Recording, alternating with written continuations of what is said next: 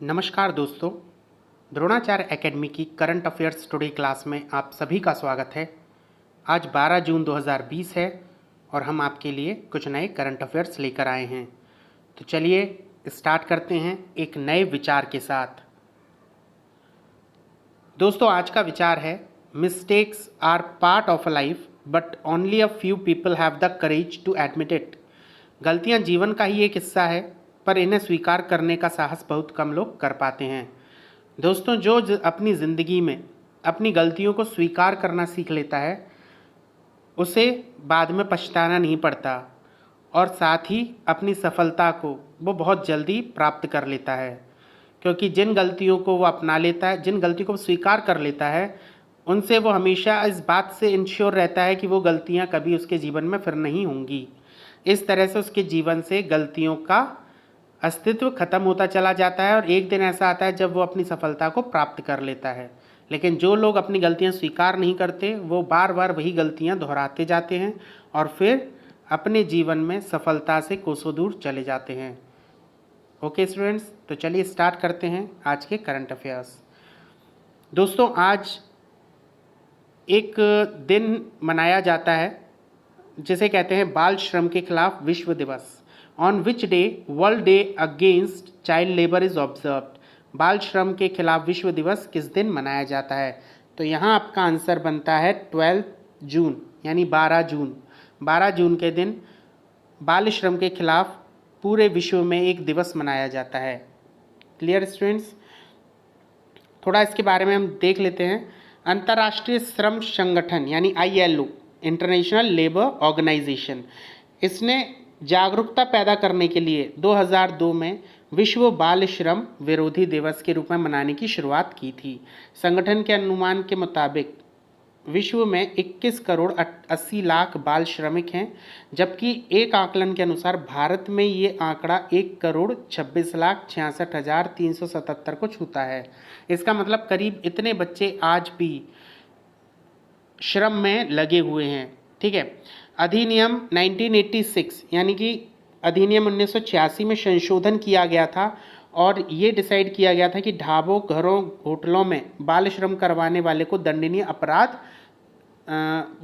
अपराध का भागी होगा। ठीक है, क्योंकि यहाँ पर इन सभी जगहों पर बाल श्रम को आपराधिक श्रेणी में रखा गया है। ठीक है।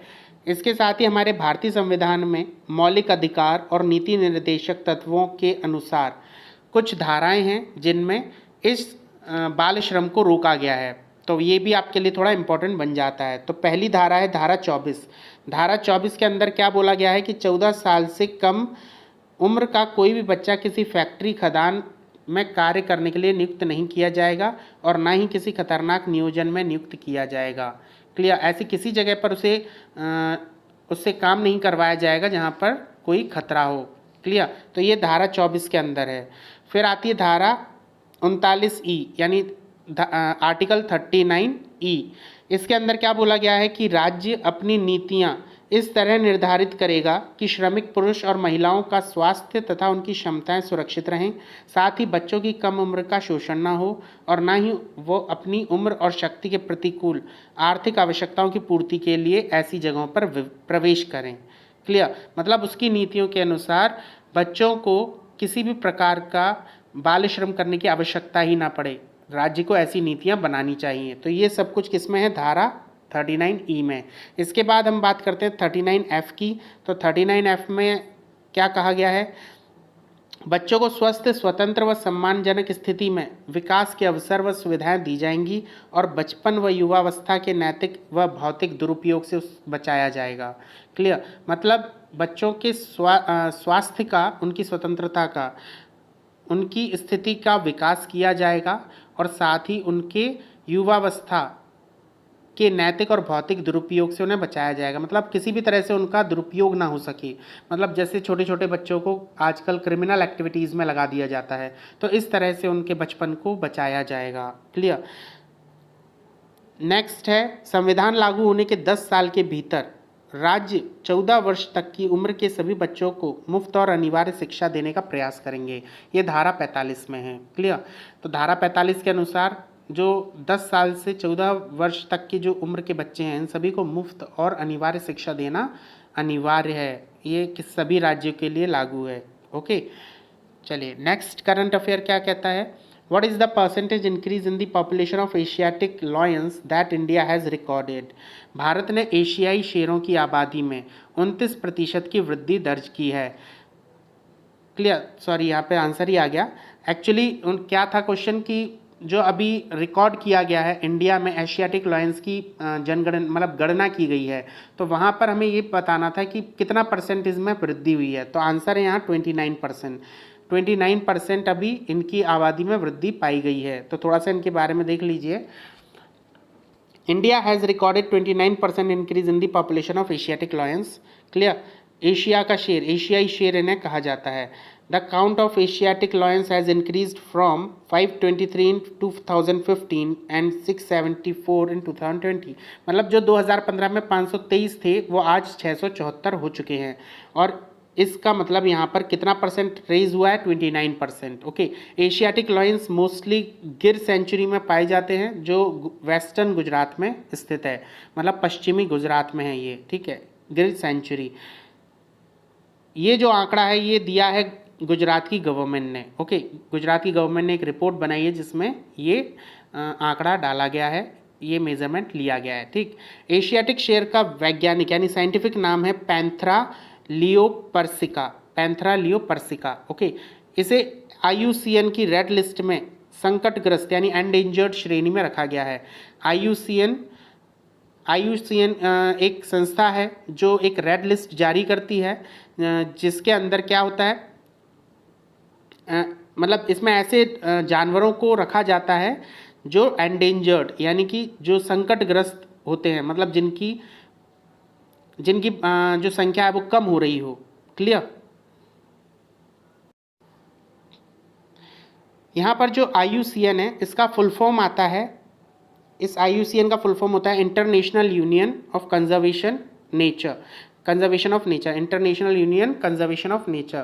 क्लियर, इसके अंदर जो रेड लिस्ट जारी होती है इसमें वो स्पीसीज होते हैं जो एंडेंजर्ड, मतलब ये 3 तरह की लिस्ट जारी करती है जिसमें से एक लिस्ट होती है एंडेंजर्ड श्रेणी की जिसमें संकटग्रस्त जीवों का नाम होता है, जिसमें एशियाई शेर का नाम है।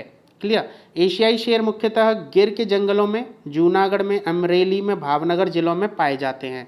मोस्टली ये गुजरात में ही पाया जाता है ये शेर। क्लियर, तो यहाँ तक आपको समझ में आया होगा। नेक्स्ट बात करते हैं, which state approved rupees 18,080 crore by the centre to implement the wild water life mission during 2020 to 21। केंद्र ने अभी हाल ही में एक राज्य को 18,080 करोड़ रुपए की मंजूरी दी है जल जीवन मिशन के तहत। ठीक है, तो हमें ये बताने किस राज्य को दी गई है, तो राज्य का नाम है मध्य प्रदेश। ठीक है, मध्य प्रदेश को अभी जल जीवन मिशन के दौरान 18,080 करोड़ रुपए की राशि मंजूर दी गई है। ठीक है, मंजूरी की गई है इसकी राशि की।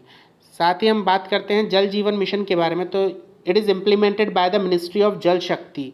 जो मिनिस्ट्री ऑफ जल शक्ति है उसके द्वारा इम्प्लीमेंट किया गया है जल जीवन मिशन, और इसके जो पार्टनरशिप है ये सभी स्टेट्स के साथ इसकी पार्टनरशिप है। ठीक है, ऐसे सभी स्टेट्स में ये मिशन को लागू करवाना है। ठीक है, इसका जो मेन एम है वो क्या है, to provide adequate drinking water of prescribed quality on a regular and long term basis to every rural household of the country by 2024। मतलब 2024 तक सभी घरों तक स्वच्छ पानी पीने का पहुंचाया जाए, यही इसका मेन एम है। ठीक है, साथ ही mission was launched by the prime minister Narendra Modi in 2019 independence day speech. ये जो मिशन है इसके बारे में श्री नरेंद्र मोदी जी ने 2019 में होने वाले इंडिपेंडेंस डे स्पीच में इस मिशन के बारे में बताया था, और तभी इन्होंने इस मिशन को लॉन्च भी किया। इसका मेन ऑब्जेक्टिव है to bring improvement in the lives of rural people and to reduce the druggery of rural women, especially girls. This mission expects to bring reform in the drinking water sector. इसका जो मुख्य उद्देश्य है वो यही है कि हर जगह तक स्वच्छ पीने का पानी पहुंचाया जा सके और ऐसी जगहों तक जहाँ पर लोग कई कई मीलों दूर से पानी की तलाश के लिए जाते हैं और कई कई दूर तक उनको पानी लेकर आना पड़ता है, कई डिस्टेंस को उन्हें ट्रैवल करना पड़ता है, तो ऐसी जगहों तक पीने के पानी को पहुंचाना है। यही इनका मेन ऑब्जेक्टिव और इसका जो टारगेट ईयर है वो है 2024। ठीक है, मिनिस्ट्री ऑफ जल शक्ति के इस समय जो मिनिस्टर हैं, रिस्पॉन्सिबल मिनिस्टर, उनका नाम है गजेंद्र सिंह शेखावत। ओके, ये वो मिनिस्टर हैं गजेंद्र सिंह शेखावत। क्लियर। चलिए नेक्स्ट क्वेश्चन है, the ministry of sports has collaborated with which ministry to produce a series of special films to promote 10 indigenous sports in India. किस मंत्रालय के साथ खेल मंत्रालय ने भारत के 10 स्वदेशी खेलों को बढ़ावा देने के लिए विशेष फिल्मों की एक श्रृंखला का निर्माण करने के लिए सहयोग किया है। ठीक है, तो यहाँ पर हमें ये बताना है कि अभी हाल ही में खेल मंत्रालय ने एक और मंत्रालय के साथ मिलकर जो हमारे 10 स्वदेशी खेल हैं उनको प्रमोट करने के लिए कुछ फिल्मों को बनाने का निर्णय किया है। तो हमें ये बताना है किस मंत्रालय के साथ मिलकर ये काम किया जाएगा। आंसर आएगा यहाँ पर ministry of human resource development, MHRD। Okay, तो चलिए यहाँ पे थोड़ा सा हम इन सभी मिनिस्ट्रीज़ के हेड्स के बारे में बात कर लेते हैं। तो आप ministry of skill development and entrepreneurship, इनके जो हेड हैं वो है Mahendra Nath Pandey. Minister of health and family welfare के हैं Harshvardhan ji. Minister of human resource development के हैं रमेश पोखरियाल, जिन्हें निशंक भी कहा जाता है। और ministry of youth affairs and sports, इनके हैं किरण रिजिजू। ओके, चलिए नेक्स्ट क्वेश्चन है, who has been ban for 4 years by the athletics integrity unit, AIU। किसे एथलेटिक्स इंटीग्रिटी यूनिट ने 4 साल के लिए प्रतिबंधित कर दिया है। अभी हाल ही में कई सारे एथलीट्स को प्रतिबंधित किया जा रहा है due to doping test also. Okay, so यहाँ पर एक एथलीट है जिनको इस संस्था ने, जो एथलीट इंटीग्रिटी यूनिट है, इसने अभी बैन कर दिया है 4 साल के लिए। नाम है इनका गोमती मरीमुथु। ये एक एथलेटिक हैं, रनर हैं। ओके, इन्हीं के साथ सविता कुमारी और अंकित सिसोदिया, इनको भी अभी हाल ही में इन पर बैन लगाया गया था।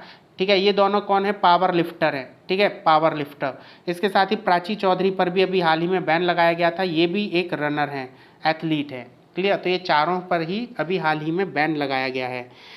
चलिए नेक्स्ट क्वेश्चन पर आते हैं, who is the name of former union minister has been passed away recently.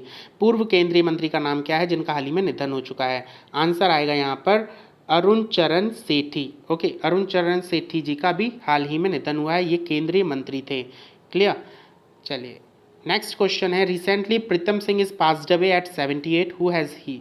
अभी हाल ही में प्रीतम सिंह का 78 वर्ष की आयु में निधन हो गया है, ये कौन थे। स्पोर्ट्स पर्सन थे, एकेडमिशियन थे, बिजनेसमैन थे या कोई भी नहीं। तो यहाँ आंसर आएगा एकेडमिशियन। ये एक विद्याविद थे, मतलब एक एकेडमी से रिलेटेड थे और इनका भी हाल ही में निधन हो गया है। इनके बारे में थोड़ा सा आप देख लीजिए। Singh was a former director of IIM in Lucknow. Lucknow IIM के ये डायरेक्टर भी रहे थे। साथ ही management department development institute MDI in Gurgaon, इसके भी ये क्या रहे थे, डायरेक्टर रहे थे। साथ ही इन्होंने 7 बुक्स लिखी थी और 50 रिसर्च पेपर्स को इन्हें पब्लिश किया था। साथ ही इनको पद्मश्री दिया गया था इनके कंट्रीब्यूशन के लिए, मैनेजमेंट स्टडीज़ के कंट्रीब्यूशन के लिए इनको पद्मश्री 2003 में दिया गया था। ठीक है, एक्चुअली इन्हें मैनेजमेंट गुरु भी कहा जाता था, मैनेजमेंट गुरु। इनको मैनेजमेंट गुरु भी कहा जाता था क्योंकि इन्होंने मैनेजमेंट के ऊपर कई सारी रिसर्च की थी। ओके, और इन्होंने कई सारे लेक्चर्स इंडिया में और अब्रॉड में भी दिए हैं, इसलिए इन्हें मैनेजमेंट गुरु भी कहा जाता था। ठीक है, नेक्स्ट क्वेश्चन है, which government launches urban street vendor welfare programme. किस सरकार ने शहरी स्ट्रीट वेंडर कल्याण कार्यक्रम की शुरुआत की है। ऑप्शंस हैं राजस्थान, पंजाब, महाराष्ट्र और मध्य प्रदेश। आंसर आएगा आपका मध्य प्रदेश। मध्य प्रदेश ने भी हाल ही में जो स्ट्रीट वेंडर्स हैं उनके लिए एक प्रोग्राम चलाया जिसका नाम है urban street vendor welfare programme. Okay, जिसमें इन्होंने मतलब कोई लोन्स लिए होंगे उनकी EMIs को माफ़ किया जाएगा और भी बहुत सारे इसमें काम किए जाएंगे स्ट्रीट वेंडर्स के लिए। ठीक है, तो देखिए ज़रा इसके बारे में थोड़ा सा और देख लेते हैं। Madhya Pradesh chief minister Shivraj Singh Chauhan on Saturday launch street vendor registration portal. मुख्यमंत्री शहरी पथ व्यवसायी उत्थान योजना and transfer 300 crore to urban local bodies. उन्होंने इनके उत्थान के लिए जो अर्बन लोकल बॉडीज़ हैं, जो शहरों में डेवलपमेंट का काम करती हैं, उनको 300 करोड़ रुपए का ट्रांसफ़र किया है। क्लियर। साथ ही इन्होंने 1555 करोड़ प्रोवाइड किए हैं 22,800 ग्राम पंचायत को वहाँ पे डेवलपमेंट पर्पज़ के लिए। ठीक है।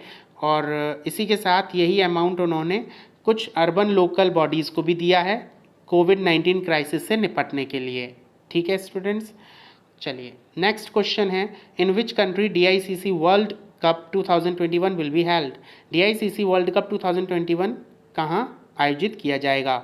तो इसका आंसर तो आएगा आपका UAE। क्लियर। UAE में इसे लॉन्च किया जाएगा, लेकिन इसके बारे में हम थोड़ा सा पता कर लेते हैं ये है क्या। क्लियर। तो देखते हैं, डीफ क्रिकेट इसको बोला जाता है। ठीक है। एक मिनट, जो DICC है इसको फुल फॉर्म होता है डीफ इंटरनेशनल क्रिकेट काउंसिल। ठीक है। तो डीफ क्रिकेट का मतलब होता है, ये वही सिमिलर है ब्लाइंड क्रिकेट की तरह ही। ठीक है। इसमें जो स्लाइटली हियरिंग प्रॉब्लम होती है, जिनको जो डीफ होते हैं या जिन्हें सुनने में थोड़ी बहुत प्रॉब्लम होती है, उन लोगों का क्रिकेट है। और इसे जो गवर्न किया जाता है, गवर्न करता है deaf international cricket council DICC। Okay. और मोस्ट रिसेंट जो अभी वर्ल्ड कप हुआ था वो 2018 में हुआ था, और इसकी जो डेट है वो है 23 नवंबर से 30 नवंबर तक ये हुआ था 2018 में। इंडिया ने इसे होस्ट किया था। यहाँ चैंपियन श्रीलंका रहा था और इंडिया रनर अप रहा था। ठीक है। जो फर्स्ट मैच था इसका, ये 1895 में खेला गया था ऑस्ट्रेलिया में, और साउथ ऑस्ट्रेलिया एंड विक्टोरिया के बीच में। ओके। तो यहाँ पे आपको थोड़ा सा इसकी नॉलेज हो गई होगी। नेक्स्ट यहाँ पे आपके कुछ अपकमिंग इवेंट्स हैं, तो इनको आप थोड़ा सा ध्यान से देख लीजिएगा, बिकॉज ये बहुत इंपॉर्टेंट बनेंगे आपके पेपर्स के लिए। तो देखिए ज़रा, सबसे पहले हम ICC man cricket world cup और ICC women cricket world cup, ICC के द्वारा दो सीरीज़ चलाई जाती है, एक मेंस क्रिकेट वर्ल्ड कप की और एक women's cricket world cup. 50-50 over की होती है, और इसमें मेंस क्रिकेट वर्ल्ड कप 2023 में होगा इंडिया में। ठीक है। वहीं 2021 में जो वुमेन्स का होने वाला है वो है न्यूजीलैंड में। ओके। इसके साथ मेंस 20 वर्ल्ड कप और women's 20 world cup, T20 world cup 2020 overs के लिए होगा, और ये दोनों ही एक ही साल मतलब 2020 में होने वाले थे, और दोनों ही ऑस्ट्रेलिया में होने वाले थे। जो जिसमें से वुमेन्स वाला हो चुका है, और वुमेन्स वाले जो 2020 ICC women's T20 world cup में ऑस्ट्रेलिया ने इंडिया को हराया था और ऑस्ट्रेलिया विनर बन गया। लेकिन अभी मेंस वाला अभी हुआ नहीं है, इसकी अभी इसके ऊपर कोई भी अभी डिसीजन आया नहीं है। ठीक है। इसके बाद हम बात करते हैं ICC mains T20 world cup, ये 21 में होगा। 2021 में इंडिया में ही होने वाला है। ठीक है। 2021 में ये कहाँ होने वाला है? इंडिया में। वहीं ICC women's T20 world cup जो है 2021 में, ये होने वाला है साउथ अफ्रीका में। क्लियर। इसके बाद पहली बार ICC women under 19 cricket world cup कराने वाली है 2021 में, और ये होने वाला है बांग्लादेश में।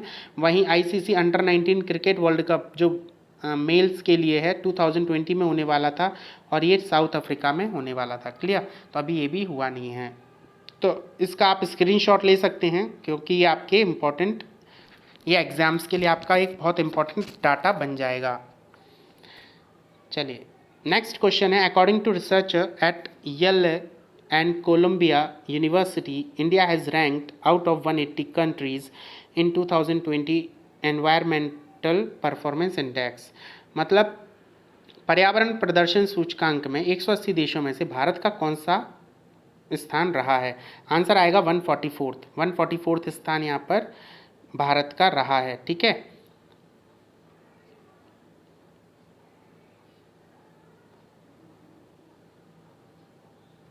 इसके बाद थोड़े से ये आपके, एक मिनट, थोड़ा यहाँ पे मुझे एक डाउट, एक थोड़ा सा यहाँ पर एक मिस्टेक हो गया एक्चुअली।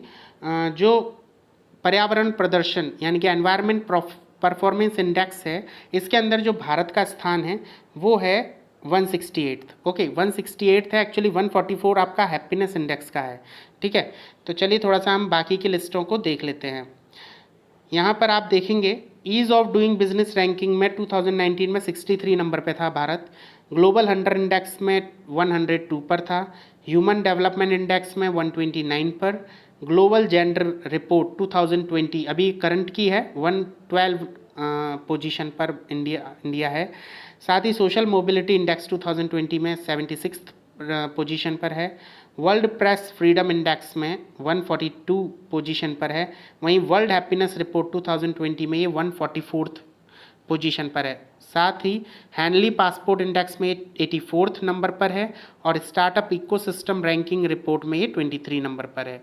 ठीक है, तो ये अभी करंट के हैं 2020 वाले, बाकी ये अभी प्रीवियस हैं और ये भी अभी लॉन्च होने वाले हैं, मतलब अभी ये बताने वाले हैं। ये लिस्ट भी अभी जारी होने वाली है जल्दी। नेक्स्ट क्वेश्चन पर आते हैं। Which country military Tatmadaw has decided to use Facebook again to provide accurate news to people. किस देश की सेना ने टाटमाडो ने लोगों को सटीक समाचार प्रदान करने के लिए फिर से फेसबुक का उपयोग करने का निर्णय ले लिया है? तो यहाँ पे ऑप्शन है बांग्लादेश, म्यांमार, नेपाल और मालदीव्स। आंसर आएगा यहाँ मालदीव्स। मालदीव्स की सेना को बोला जाता है टाटमाडो। ओके, एक minute. Tatmadaw is the official name of armed force of Myanmar. एक मिनट, सॉरी, यहाँ पर भी ये थोड़ा सा मिस्टेक है। एक्चुअली यहाँ पर मालदीव नहीं होगा, यहाँ पर म्यांमार है। ठीक है, Myanmar is the correct answer. Okay, so which country military Tatmadaw has decided to use Facebook again to provide accurate news to people? Myanmar. Okay, Myanmar वो कंट्री है जिसकी आर्मी को ऑफिशियली, जो आर्मी का official name है वो क्या है? टाटमाडो। ओके, म्यांमार की कैपिटल नेपिडू है, प्रेसिडेंट का नाम विन मिंट है और स्टेट काउंसलर आंग सान सू की है। क्लियर? चलिए next question. Researcher of which institute have developed face mask to annihilate pathogenic micro organism. अभी हाल ही में किस संस्थान ने के शोधकर्ताओं ने रोगजनक सूक्ष्म जीवों का सफाया करने के लिए एक फेस मास्क विकसित किया है?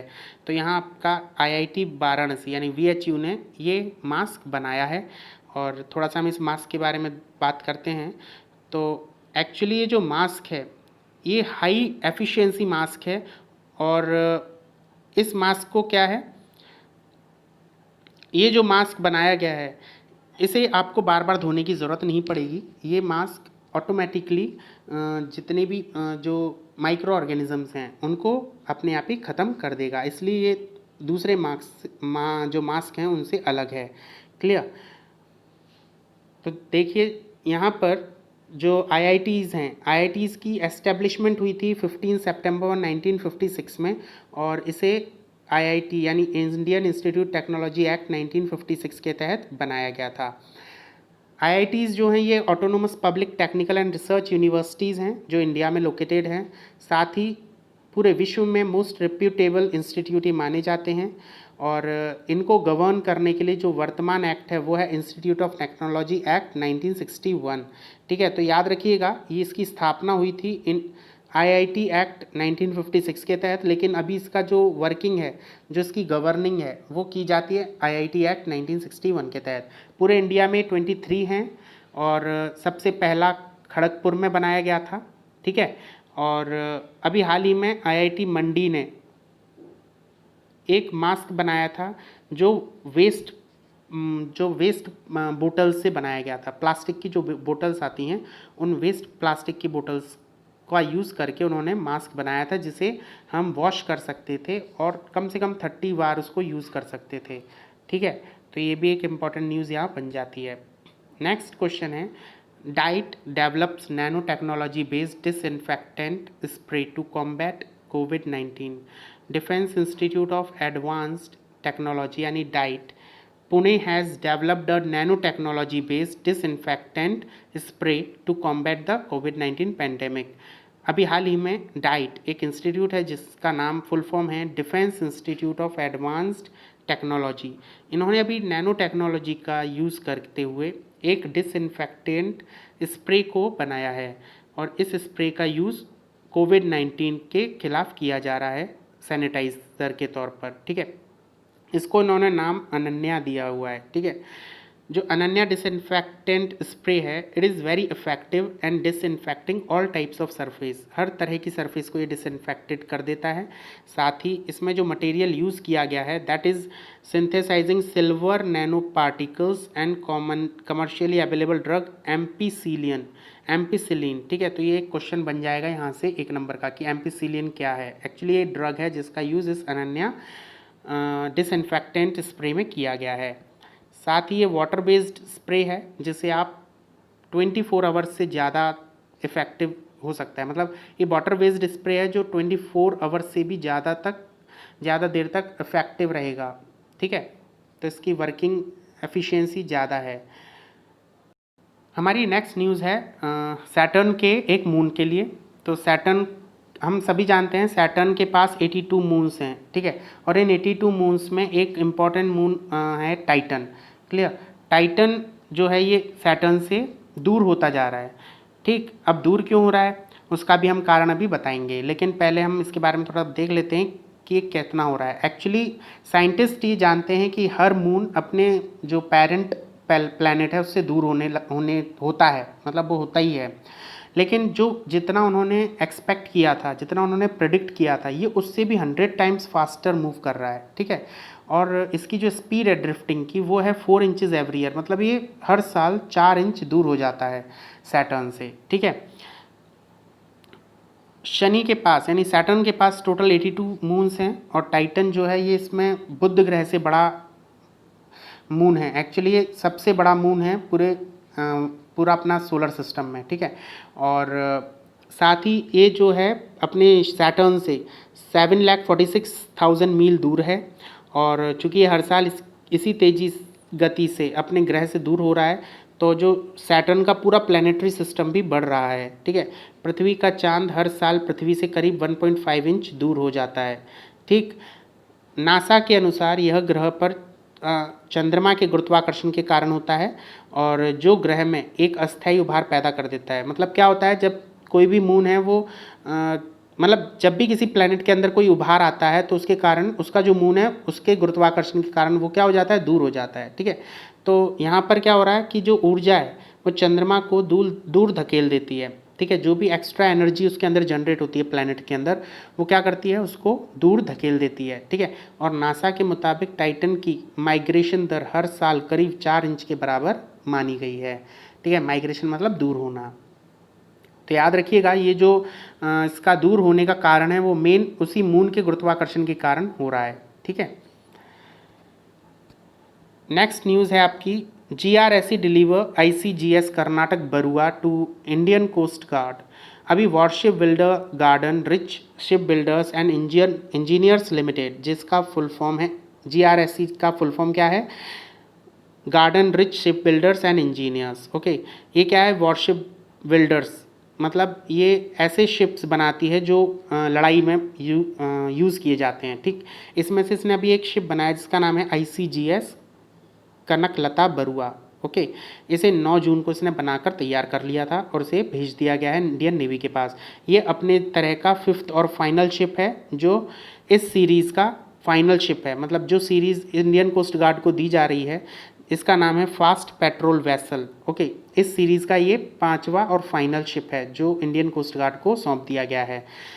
GRSE ने अभी तक 4 और दिए हैं जिसमें से पहला है ICGS प्रियदर्शनी, दूसरा ICGS एनिबेसेट, तीसरा ICGS अमृत कौर, और इसके अलावा एक और है जो दिया गया है लेकिन अभी उसको लॉन्च नहीं किया गया है। और इसके बाद 5वां अपना ये वाला है जो ICGS कनकलता बरुआ है। ठीक है स्टूडेंट्स, चलिए नेक्स्ट न्यूज़ है chief minister Yogi Adityanath has instructed to start corona testing work with Truenat machines by June 15, 2020 in all 75 district of the state. UP में मज़दूरों का आना लगातार चल रहा है और इस कारण से वहाँ पर जो कोरोना पॉजिटिव होने के चांसेस हैं वो ज़्यादा से ज़्यादा हो सकते हैं। तो इसी चीज़ को ध्यान में रखते हुए कि ज़्यादा से ज़्यादा सैंपल की टेस्टिंग हो सके, योगी आदित्यनाथ ने यूपी के अंदर कोरोना टेस्टिंग के लिए ट्रूनेट मशीन्स को लगाने का निर्णय ले लिया है। ठीक है, अब ट्रूनेट मशीन्स क्या हैं? तो ये एक देसी मशीन ही है जिसका यूज़ पहले ड्रग रेजिस्टेंट ट्यूबरकुलोसिस की जांच के लिए किया जाता था, यानी टीबी के लिए। ठीक है, अप्रैल के महीने में मेडिकल रिसर्च की भारतीय परिषद यानी आईसीएमआर ने इस मशीन को कोविड-19 की जांच के लिए भी मंजूरी दे दी है। कोविड जांच के लिए इस मशीन को ट्रूनेट बीटा कोविड टेस्ट के लिए मंजूरी देने के साथ ही परिषद ने अमेरिका में भी जो दूसरी मशीन्स यूज़ हो रही हैं, जिसमें से जीन एक्सपर्ट है, रोशी कोबास है ना, पॉलीमराइज चेन रिएक्शन आरटीपीसीआर, इन सिस्टम्स को भी इसने मंजूरी दे दी है, जिसमें से ट्रूनेट मशीन्स का यूज़ करना यूपी में शुरू कर दिया जाएगा 75 डिस्ट्रिक्ट के अंदर, जिसमें से आजमगढ़ सबसे ज़्यादा इस समय हॉटस्पॉट बना हुआ है, तो वहाँ पर ये मशीन जल्द ही लगाई जाएगी। ओके स्टूडेंट्स, तो यहाँ पे हमारा करंट अफेयर ख़त्म होता है और आई थिंक आपको ये वीडियो पसंद आया होगा। So please like and subscribe my channel and press the bell icon button to get my new videos. Okay, so best of luck for your upcoming exams. Thank you everyone.